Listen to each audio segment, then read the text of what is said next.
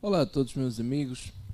Vamos continuar a falar sobre este assunto, mitos evangélicos, e vamos para a parte 2 do mito sobre o altar. Porquê é que eu digo mito sobre o altar? Há uma ideia generalizada no meio dos cristãos e das igrejas que o altar da igreja, o púlpito da igreja, é assim um lugar mítico, não é assim um lugar muito santo, que não é para qualquer pessoa, tem que ser uma pessoa muito santificada, é a expressão que às vezes nós ouvimos, tem que ser uma pessoa muito santificada, tem que estar muito bem com Deus e cuidado, não é? Cuidado porque pode morrer.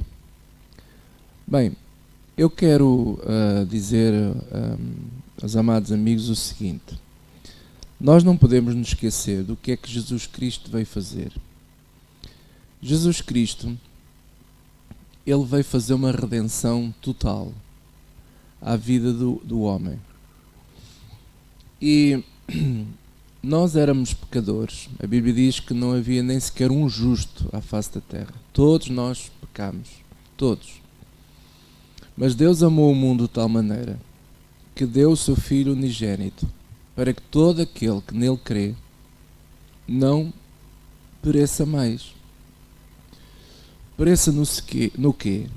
Na questão de estarmos, digamos assim, amarrados aos nossos pecados, à condenação dos nossos pecados. Daí que no Velho Testamento, quando o povo de Israel vivia pela lei, a lei era instrumento de santificação do povo de Israel, eles tinham que cumprir uma série de rituais e de regras sacerdotais, consagrações de objetos, os templos, o tabernáculo, enfim, aquilo eram regras muito exigentes.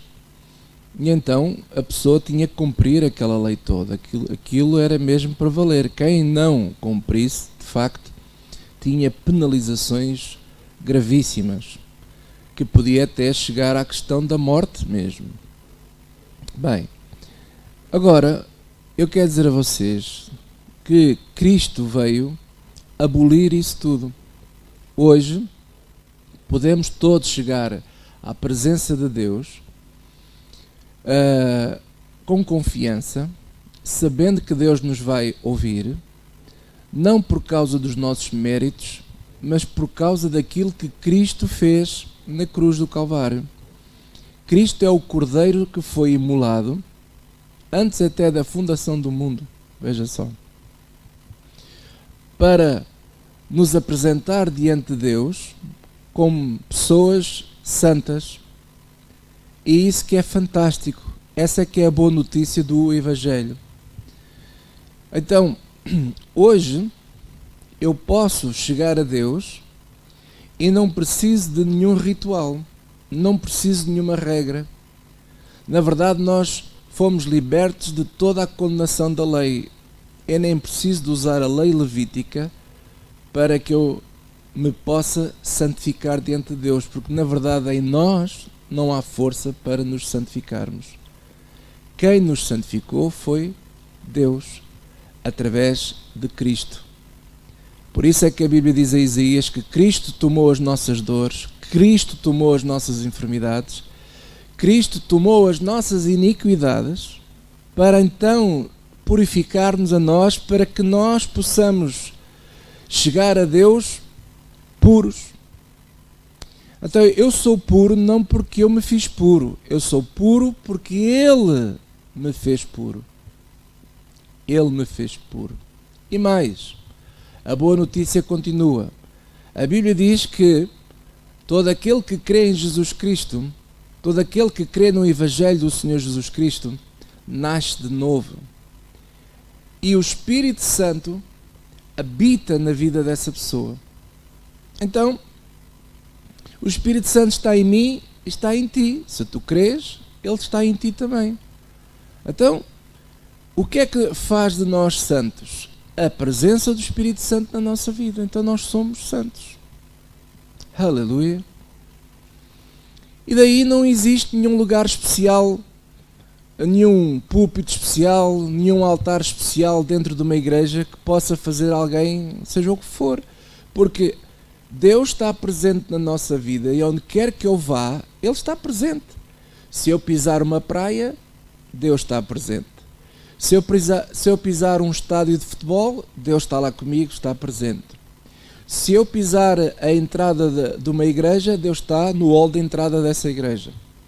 Se eu subir e for convidado para pregar numa igreja, Deus está lá também presente comigo naquele lugar.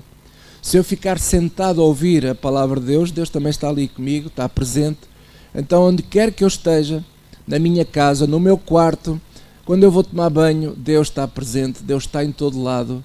Então posso dizer assim, onde quer que eu vá, todo lugar onde eu coloco a planta do meu pé, é lugar santo. É isso que alguns ainda não entenderam. E fazem desta questão do altar, dos púlpitos, uma coisa mística, assim, uma coisa, cuidado, porque nem toda a gente pode estar lá. Realmente é verdade, nem toda a gente pode lá estar, começando por mim e por ti. Porquê? Porque todos pecamos, não havia nenhum justo, ninguém faz o bem, diz a Bíblia. Mas nós podemos lá estar, você pode lá estar, eu posso lá estar, e qualquer um que crê também pode lá estar. Sabe porquê? Porque foi Ele que nos santificou. Aleluia. Há um exemplo na Bíblia muito interessante que está em Coríntios, na carta de Coríntios. Eu acho esta igreja de Coríntios uma coisa, é um caso de estudo. É absolutamente fantástico. Olha, o apóstolo Paulo começa por dizer assim, versículo 2: à igreja de Deus que está em Corinto, aos santificados em Cristo Jesus, chamados santos, chamados o quê? Santos, com todos os que em todo lugar invocam o nome do nosso Senhor Jesus Cristo, Senhor deles e nosso. Então, meu amado, onde quer que haja pessoas que invoquem o nome de Cristo, que creem no Evangelho e nele, glória a Deus, são chamados santos. Então você é um santo e eu também sou um santo. Podemos até não parecer, mas somos. Somos porque Ele é que decidiu fazer isso. E depois diz assim, graça e paz e por aí fora. Porquê? Porque é a graça de Deus. Nós somos salvos pela fé na graça que há em Deus, num favor que não era merecido. Nós não fizemos nada para merecer, mas Ele decidiu salvar-nos e dar a vida eterna a todo aquele que crê, e não só, santificou-nos também. Aleluia! Glória a Deus! Esta que é a boa notícia do Evangelho. Não é pela nossa força. E mais à frente, no capítulo 3, Paulo agora parece que se contradiz. Primeiro diz assim, olha, esta carta que eu vos estou a escrever é para os santos. Mas santos que eram carnais. Olha o que ele diz aqui, capítulo 3, versículo 1. Eu, irmãos, não vos pude falar como a espirituais, mas como a carnais, como a meninos em Cristo. Então este pessoal era assim uns bebezões, tinham muitas atitudes ainda do antigamente, né? A moda do mundo, é a crítica, a dissensão, as guerrinhas, as contendas, a falar mal deste e daquele. Se você ler a carta toda, você vai ficar admirado como é que este pessoal se entendia. O que é certo é que eles estavam juntos, apesar destas guerras todas, destas contendas todas. Paulo chamou-lhes de carnais, vocês são uns grandes carnais, seus malandros. Isto aqui já sou eu o malandro, já sou eu a pôr, não é?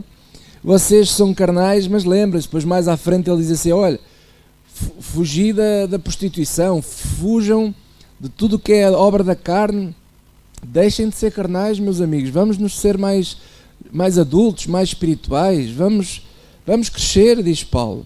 Depois ele diz, lembrem-se que vocês são o templo do Espírito Santo, porque o Espírito Santo agora vive em vós, aleluia. E depois ele diz aqui no capítulo 14, ele põe alguma ordem no versículo 26, diz assim, que fareis, pois, irmãos, quando vos ajuntais, cada um de vós tem salmo, tem doutrina, tem revelação, tem língua, tem interpretação, faça-se tudo para edificação. E se alguém falar a língua estranha, faça-se isso por 2, ou quanto muito 3, e por sua vez, e haja intérprete. Mas se não houver intérprete, Então está calado. Porque é que estás a falar em línguas se não há intérprete? Então está calado. Fala contigo mesmo e com Deus. Versículo 29. Falem 2 ou 3 profetas e os outros julguem. Está a ver? Temos que julgar as profecias e as mensagens.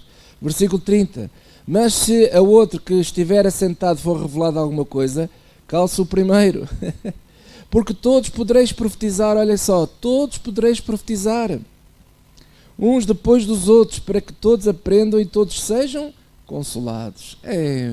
Esta malta que era carnal, Paulo não os proibiu de subir ao púlpito, não os proibiu de estar no altar da igreja. Ele diz, olha, vocês todos podem profetizar, mas eu só vos peço uma coisa. Façam as coisas com ordem, façam as coisas com disciplina. E aí é que é o outro assunto. Quando alguém diz assim, mas o púlpito não é para todos. Em parte eu concordo neste sentido. Não é para todos, não é porque a pessoa não seja santa, porque santos já somos todos. O que pode acontecer é que nem todos têm o talento e o dom para ser um pregador, ou para ser um músico, ou para ser um cantor, ou para ir lá dançar, como às vezes nós vemos pessoas que vão dançar ali e tal. Bem, às vezes o que acontece é que nós permitimos certo tipo de pessoas subirem ao púlpito para cantar, para pregar, que não têm realmente jeito nenhum, mais valia estarem calados, que é o que Paulo diz, olha, estejam calados. Mas quem realmente tem dom e talento para isso, então devemos dar força. Mas ele é assim um bocado ainda carnal. E daí, Cristo diz, a palavra de Deus diz que nós já fomos santificados. Então, é nisto que às vezes nós não sabemos separar. Nós não sabemos fazer bem a divisão daquilo que a palavra de Deus diz. Uma coisa é uma coisa, outra coisa é outra coisa. Então, quando se fala acerca de santidade, a palavra de Deus, o Evangelho do Senhor Jesus Cristo nos diz que nós, os que cremos, já somos santificados com Cristo Jesus.